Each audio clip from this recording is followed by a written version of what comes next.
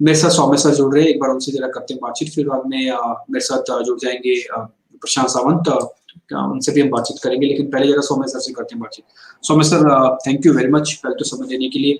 I am really apologise कि आपको थोड़ा वेट करना पड़ा, क्योंकि आज हम थोड़ा लेट हो गए आप तक आते आते।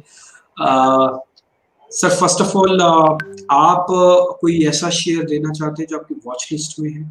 उसके बाद फिर हम आगे बढ़ते हैं। पहले मैं आपको एक बार थैंक यू भी करूंगा, आपने निफ्टी का जो कॉन्फिडेंस उस दिन दिखाया था ना, वो काम आया काफी। काफी सारे लोगों ने आपके कहने पर वो निफ्टी खरीदा, भले ऑप्शंस भी खरीदे होंगे, तो वो सबको उस दिन क्योंकि गैप ही मिल गया, अगले दिन तो खुले ही 15,000 के ऊपर थे, तो वो आपका बहुत अच्छा कॉन्फिडेंस था, काम आया sir, thank you very much उसके लिए। थैंक यू डिम्पी जी। और दो स्टॉक मेरे रेडार पर है। पहले तो मार्केट का व्यू मेरा पॉजिटिव है अभी भी। 14,800 जब तक टिका हुआ है ऑन डेली क्लोजिंग बेसिस, मुझे लगता है अपसाइड जो है वो कंटिन्यू रहेगा। आज एक दो दिन थोड़ा सा कंसोलिडेशन या करेक्शन का फेज है, क्योंकि 400 पॉइंट हम लोग 2 दिन में चल चुके हैं, तो ये हेल्दी है और मुझे लगता है यहाँ से भी मार्केट तेज रहेगा। दो स्टॉक मैं देख रहा हूँ, एक आईटी मुझे यहाँ पर ठीक ठाक लग रहा है from risk reward point of view, क्योंकि करेक्शन मिला है आईटी में, तो है स्ट्रॉन्ग सेक्टर। इसमें मैं एचसीएल टेक देख रहा हूँ। एचसीएल टेक में देखेंगे तो 1020 से लोअर लेवल्स तक 900 तक ये करेक्शन आया है, मोटा मोटी 10% का करेक्शन लार्ज कैप स्टॉक में। तो यहाँ पर एचसीएल टेक मुझे ठीक लग रहा है। 925 का करंट मार्केट प्राइस है। 890 के स्टॉप लॉस से एचसीएल टेक में बाइंग कर सकते हैं। पहला टारगेट इसका 980 का और दूसरा टारगेट 1020 का मुझे दिखता है एचसीएल टेक। ओके, आपको बड़ा टारगेट है इस पे, तो मतलब एचसीएल टेक पे तो आप 1000 पे ऊपर लेके जाए। मेरे को लगा था कि आप 975 तक ही रखेंगे, बस 966 से 975 तक की रेंज का ही रखेंगे, क्योंकि एग्जैक्टली वो पूरा एक पीरियड है जिस पीरियड के अंदर ये घूमेगा, यानी कि 900 उसका बेस है और उसका जो एक रेजिस्टेंस पॉइंट है, जो पहला सपोर्ट रेजिस्टेंस में कन्वर्ट हुआ वो 975 से 966 वाली रेंज है। सर यहाँ पर भी चाहे तो एक बार प्रॉफिट बुक कर सकते हैं क्या? डिम्पी जी, डेली चार्ट पर देखेंगे तो इसका जो रेंज दिखता है वो 1050 से लेकर 950 का है डाउन साइड में। तो इसका जो ये मिडिल ऑफ द रेंज जो है वो 960 970 के करीब आता है। लेकिन मैं तो ये बोलूंगा यहाँ पर एंट्री लीजिए, 50% वहां पर बुक कीजिए, और अगर 970 तक जाता है 50% बुक करके रेस्ट ऑफ द जो क्वांटिटी है उसका स्टॉप लॉस आप ब्रेक इवन में रख सकते हैं और होल्ड कीजिए एक बार, क्योंकि 40 पॉइंट्स का हम लोग रिस्क ले रहे हैं, तो अपसाइड में मोटा मोटी 100-120 पॉइंट्स का टारगेट रखेंगे तो 1:2 1:2.5 रिस्क रिवॉर्ड रहेगा इसका। ठीक है सौम्य सर, इसमें एक चीज और बताइए, इसमें ऑप्शन तो नहीं लेनी ना, क्योंकि ऑप्शन गलने के चांसेस हैं, साइडवेज भी रह सकता है।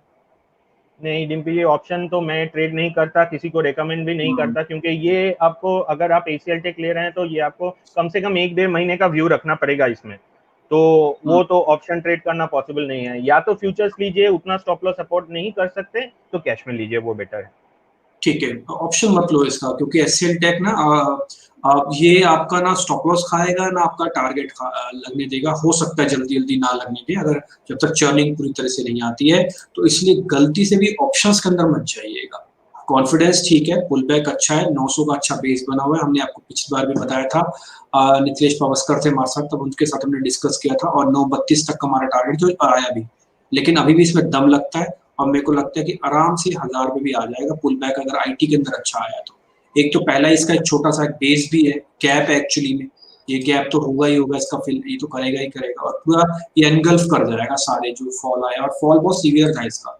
आप अगर यहाँ पे देखेंगे ना, तो मैं आपको फॉल दिखाता हूँ, ये फॉल इसका बहुत सीवियर था, एक तरफा था, इस सबको एनगल्फ करने के लिए ऊपर जाना है जो 1000 तक जाएगा, एंड आई होप कि हो जाएगा। ठीक, ऑप्शंस मत रखना।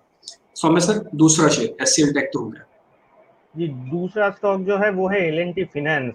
ये फिनेंशियल स्टॉक्स और बैंकिंग स्टॉक्स में मैं थोड़ा सा बुलिश स्टांस रखता हूँ, और मिड कैप इंडेक्स देखेंगे तो अभी ऑल टाइम हाई के करीब है। मुझे लगता है ये जो रैली आएगा उसमें मिड कैप ज़्यादा चल सकता है, तो एल&टी फाइनेंस में भी एक अच्छा करेक्शन आपको देखने को मिला है 105 से, बल्कि 110 से ये स्टॉक अभी 184 के लेवल्स तक होके आया है। अभी lower end of the range से एक रिवर्सल दिखा रहा है। 90 का करंट मार्केट प्राइस है, 84 का स्टॉप लॉस रखिए। पहला टारगेट इसका 100 का, दूसरा टारगेट 105 का रख के चल सकते हैं। सर पहला टारगेट 100 रुपीज आप बता रहे हैं ना? जी ठीक है, सर अगर मैं इसको डेली चार्ट पे देखा, मैंने थोड़ा फिबोनाची इसमें लगा के देखी, तो क्या मैं अगर 95 96 से भी अपना प्रॉफिट बुक करना शुरू करूं धीरे धीरे करके, तो मैं कर सकता हूं क्या? देखिए सेम है, ये अगर रिस्क आप रिवॉर्ड 90, नहीं रहेगा? देखिए रिस्क रिवार्ड आपके फेवर में नहीं रहेगा। अगर आपको हम्म, एकदम से मोमेंटम प्ले करना है, देखिए इसमें रिवर्सल इमीडिएट है, ये स्टॉक हम्म, ज्यादा टाइम डाउन साइड में लेना नहीं चाहिए, यहाँ से ही चलना चाहिए।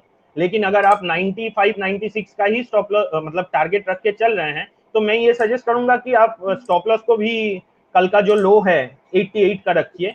लेकिन ओवरऑल मुझे ये स्टॉक मीडियम टर्म के लिए अच्छा लग रहा है। और 84 का स्टॉप लॉस से 100 पहला टारगेट, दूसरा 105 का टारगेट इसमें रख सकते हैं। टाइम देंगे तो अच्छा रिटर्न ये स्टॉक देगा। डन, बिल्कुल आ सकता है। 100 रुपए का टारगेट ये आपकी स्क्रीन पर है, डाउनवर्ड स्लोपिंग है, साइडवेज हो गया, ये परफेक्ट पैटर्न होता है, बहुत सारे लोगों को पसंद होता है, और मेरा भी ये सबसे फेवरेट पैटर्न में से एक है कि एक डाउनवर्ड स्लोपिंग है, शेयर अपने आप को रोकता है एक बेस पे आके, और उसके बाद वो उस रेंज से बाहर निकल जाता है, उस ऑर्बिट से बाहर निकल जाता है। एग्जैक्टली आप यही देखोगे, 110 से डाउनवर्ड स्लोपिंग है, इसके सारे लोज को आप मिला दो और उसके बाद आपको ये शेयर छटक गया, अब अपने ऑर्बिट से बाहर चला गया। ऑर्बिट से बाहर जाती है, आई थिंक ये अब चल जाएगा, कोई दिक्कत नहीं है। मेरा भी लगता है कि पहले टारगेट 100 आ जाना चाहिए, क्योंकि जो टोटल डाउन साइड होता है उसका 50% 100% रिट्रेस करता है वो। पहले तो 38% का होता है वैसे टेक्निकली फिबोनाची पे देखें तो, लेकिन 50% तक मिल जाता है टिपिकली।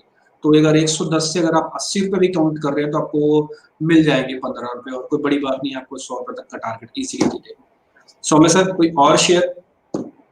देखिए एक अपडेट डिम्पी जी मैं दे दूं, लास्ट दिन जब हाँ, आपसे बात हुआ था, हम शो पे थे, तो हम लोगों ने रेमंड डिस्कस किया था, 330 के ऊपर बाई करने का बिल्कुल मैंने किया था बताया सर, था। जी, बिल्कुल 355 बिल्कुल याद है, 360 का टारगेट मैंने बताया था, तो 360 का टारगेट जो है वो अचीव हो चुका है। तो यहाँ बिल्कुल। पर अगर चाहें तो प्रॉफिट बुकिंग कर सकते हैं पूरा।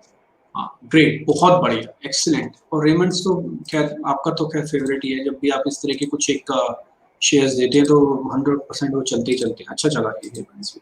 Done sir. सर गुंजाइश है 10 रुपए और मिल सकती है क्या? 75 तक भी जा सकता है? चल सकता है डिम्पी जी, इसका जो मंथली ट्रेंड है वो तो अभी भी पॉजिटिव है, डेली हाँ, वीकली भी अभी पॉजिटिव है। मेरे और को ऐसा लग रहा है अब कि अगर प्रॉफिट में आ ही गए तो फिर ट्रेल कर जाके थोड़ा बहुत, अभी सौदा तो गिफ्ट में है ही अपने। जी ट्रेल कर सकते हैं, लेकिन ट्रेलिंग के लिए आपको, क्योंकि ये ऑलरेडी इतना 10% चल चुका है, तो स्टॉप लॉस थोड़ा सा डीप रहेगा। अगर मेन टारगेट इसका 400 395 से 400 का रख के चल सकते हैं, लेकिन ट्रेलिंग स्टॉप हम्म, लॉस जो रहेगा अभी 340 का रहेगा। ठीक है, नहीं इतना फिर डीप नहीं रखेंगे, फिर तो एक काम करते हैं, फिर प्रॉफिट बुक ही कर लेते हैं, जो तक प्रॉफिट बुक यहाँ नहीं पर करते प्रॉफिट बुक फिर। करना ही बेटर है। मैं ये स्ट्रेटेजी रख के इसमें चल सकते हैं कि इसमें प्रॉफिट बुक कर लीजिए। अगर ये फिर से आपको 340 345 के रेंज में मिलता है, वहां पर फ्रेश एंट्री ले सकते हैं। ठीक है, डन सर। तो ये आपका एक शेयर हो गया जिसपे आप ध्यान रख सकते हैं रेमंड्स के अंदर। वैसे तो प्रॉफिट बुक करना समझदारी है, मेरे को लगता है 50-60% तो जरूर जरूर बुक कर लेना चाहिए जब इस तरह के रिटर्न्स आपको मिल जाएं। ठीक है सौम्य सर, बहुत बहुत शुक्रिया। एक तो आपने एल फाइनेंस बताया, इस शेयर पे हमको थोड़ा ज्यादा ध्यान रखना पड़ेगा, मेरे को लग रहा है ये अच्छे से चल सकता है, आपका 100 रुपए का टारगेट है, बहुत बढ़िया। और दूसरा एसएल टेक है, दोनों शेयर्स ठीक है, दोनों का अच्छा बेस बना हुआ है, दोनों अच्छे से चलने की उम्मीद रखते हैं। सौम्य सर बहुत बहुत शुक्रिया, thank you very much, thank you. Thank you. तो सौम्य सर आपको दोनों शेयर्स बता रहे थे, दोनों शेयर्स ऐसे हैं जो कि आपको थोड़ा सा कैलकुलेटिव होके रखने होंगे।